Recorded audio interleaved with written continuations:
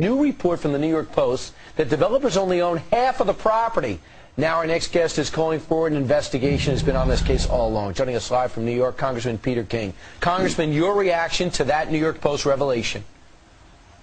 Brian, this is just one more incident that has to be looked into. I mean, why, after all these months, after all the hearings, after all the interviews, after all the controversy, why do we only now find out that they don't even own all of the property that they're trying to build the mosque on? Wouldn't this have been the first thing you would have told the local community board? Wouldn't this have been the first thing you told the Preservation Committee and all the talk on television and radio? Shouldn't they have made this clear? So my point is, we don't know where the funding is coming from. We don't know the full background of the mosque. Now we find out, for whatever reason, they didn't disclose the fact that they don't have full title to the property that they're trying to build the mosque on. And it's just another mysterious element in here which makes you doubt everything they tell us. Okay, so the secret is they don't own the building. So then who else owns it? And Con Ed.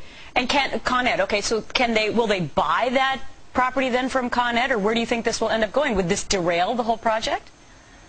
Well, I haven't seen the lease. My understanding is that it's a lease, I think, through the year 2071, and under the terms of the lease, that the owners or the lessees have the right to buy it if they can arrive at a fair market price with Con Edison. So I think under the terms of the lease, they do have the right to buy it once you agree upon a price. The fact is, why didn't they tell that? Why were they why were they withholding that? What was the big secret here? To me, that should be one of the first facts that's on the table. And if it does, if an agreement can be reached between Con Edison and the lessees, then they have to get the approval of the Public Service Commission because it's a public utility. So this adds a lot of complicating factors. But my point is, such a basic issue, why were they keeping it a secret?